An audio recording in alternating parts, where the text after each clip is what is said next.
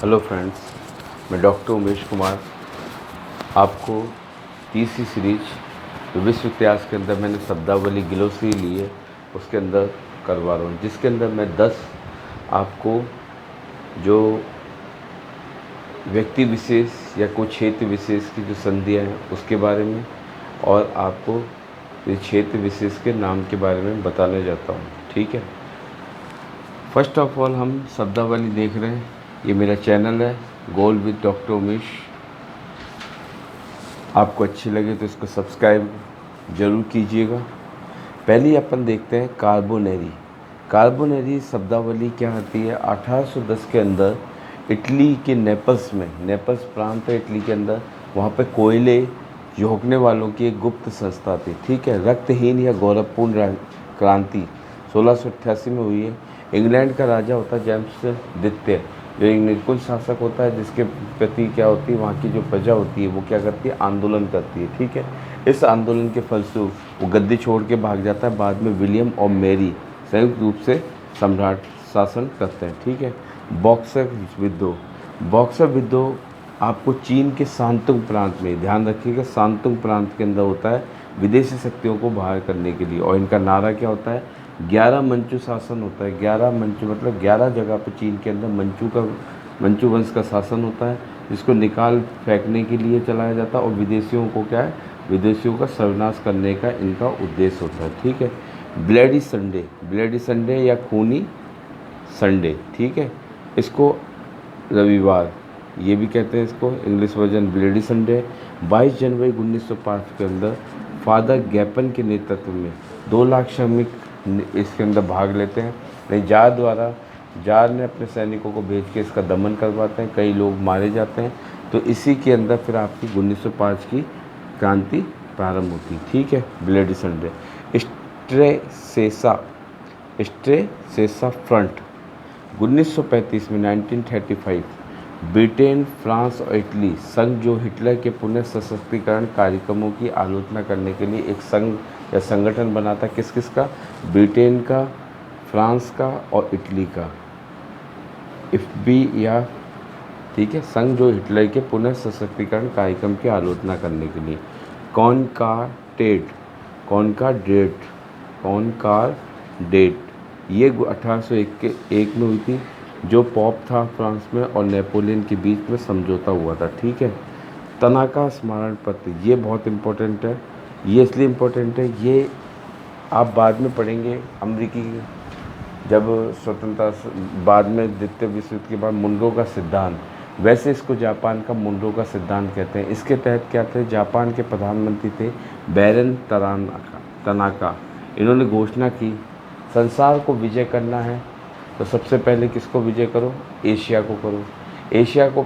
Asia में विजय करनी है तो सबसे पहले चीन को करो, और चीन में भी विजय करनी है तो सबसे पहले मंचूरिया पे करो। और इन्होंने एक नारा दिया था, भावना व्यक्त थी, एशिया एशिया वालों के लिए है। ठीक है, फिर उसके बाद इनको मुनरो सिद्धांत, जापान का मुनरो सिद्धांत कहते हैं। ठीक है, बेनार तनाका ने 1927 में। ठीक, फेबियन समाज 1883 में इंग्लैंड में स्थापित द्वितीय अंतर्राष्ट्रीय समाजवादी संस्था ने दिया था। ठीक है, समाजवादी संस्था के द्वारा ये इसको फेबियन समाज कहा था।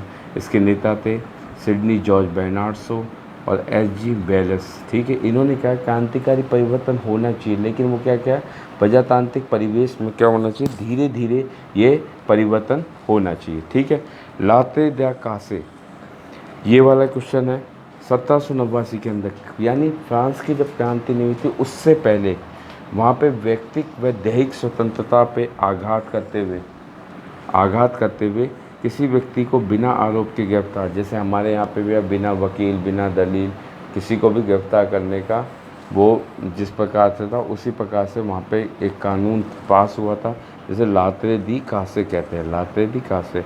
मिराबो और वाल्टी ये फ्रांसीसी क्रांति के अंदर आप देखोगे विचारक है, इनको भी इसके तहत गिरफ्तार किया गया था। ठीक है, जिंदा मालो गुलामों का घृणित व्यापार, यानी एक गुलाम दूसरे अफ्रीकन गुलामों को खरीद के लेके आते दूसरे देश में बेचते, उसे क्या बोलते हैं, जिंदा मालो। ठीक है, अब संधियाँ। सैन स्टीफेनो की संधि 1878 में होती है। रूस, बुल्गारिया, रोमानिया, सर्बिया और मॉन्टेनिग्रो ये इतने देश होते हैं, रूस होता है, बुल्गारिया होता है, रोमानिया होता है, सर्बिया होता है, मॉन्टेनेग्रो, 5 देशों का समूह वर्सेस तुर्की के बीच में युद्ध होता है। युद्ध के बाद में तुर्की के सुल्तान को कितनी कौन सी करनी पड़ती है, सैन स्टीफेनो की संधि करनी पड़ती है। बर्लिन कांग्रेस, जब सैन स्टीफेनो की संधि होती है तो इसका उद्देश्य रूस का क्या होता है, पूर्व की ओर विस्तार प्रारंभ हो जाता है। तो इस विस्तार को रोकने के लिए या फिर आपके इसके स्टीफेनो संधि के बारे में पुनर्विचार हेतु, तो जो आपका जर्मन का चांसलर होता है, जर्मन का चांसलर बिस्मार्क, वो एक सम्मेलन बुलाता है बर्लिन में और इसके अंदर सभी देशों को बुलाता है और एक ईमानदार दलाल की भूमिका निभाता है। इस पे सबके साइन होते हैं, तो इसलिए बर्लिन संधि हस्ताक्षर भी कहते हैं। ठीक है। उसके बाद सिमोनेस्की की संधि 1895। कोरिया के प्रश्न पे सिमोनेस्की संधि क्या होती है, कोरिया के प्रश्न पर जापान और चीन के मध्य युद्ध होता है और बाद में कौन सी संधि होती है, सिमोनेस्की की संधि। आंग्ल जापान संधि 1902 में इंग्लैंड और जापान के बीच में मैत्रीपूर्ण और क्या नाम है, प्रतिरक्षा की संधि होती है 1902 में, आंग्ल जापान संधि। ठीक है। वेरीगिंग की संधि, वेरीगिंग की संधि बोए युद्ध, बोए युद्ध होता है 1899 से 1902 में। बोए 2 क्षेत्र होते हैं, ट्रांसवाल और ऑरेंज फ्री स्टेट, और उनका ब्रिटिश सरकार के बीच में क्या होती है, बाद में युद्ध होता है दोनों के बीच में और उसके बाद में संधि होती है कौन सी, वेरीगिंग की संधि। ट्रांसवाल ऑरेंज फ्री क्या है, ये बोयर प्रदेश थे। ठीक है। उसके बाद आंग्ल फ्रांसीसी समझौता 8 अप्रैल 1904 को होता है फ्रांस और इंग्लैंड के बीच में। हार्दिक समझौता भी कहते हैं इसे, या इसे बोलते हैं एतांत, फ्रांसीसी भाषा में एतांत कॉर्डियेले, कॉर्डियेले, एतांत कॉर्डियेले यानी हार्दिक समझौता। फिर पोर्ट्समाउथ की संधि 1904 के अंदर जापान और रसिया के बीच में युद्ध होता है। जापान उसको आत्मसमर्पण पर मजबूर कर देता है, लेकिन बीच के अंदर कौन, अमेरिका बीच के अंदर इसमें हस्तक्षेप करता है और कौन सी संधि होती है, पोर्ट्समाउथ की संधि 1904 में। आंग्ल रूसी समझौता 1907 में होता है। इंग्लैंड व फ्रांस के बीच में एशिया में चल रही प्रतिस्पर्धा को रोकने के लिए, ठीक है, ये समझौता होता है अगस्त 1907 के अंदर। इसके लिए जर्मन सम्राट कौन था, विलियम द्वितीय कहता है हमको चारों तरफ से घेरने का प्रयास किया जा रहा है, किसके द्वारा, ब्रिटेन और रसिया के द्वारा।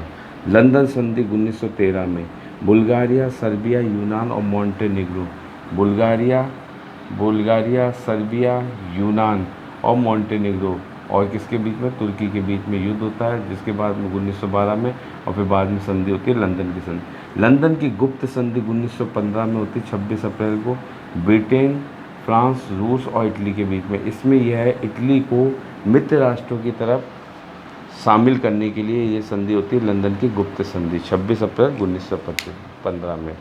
ठीक है, आपको कैसा लगा कमेंट में ज़रूर बताइए। नमस्कार।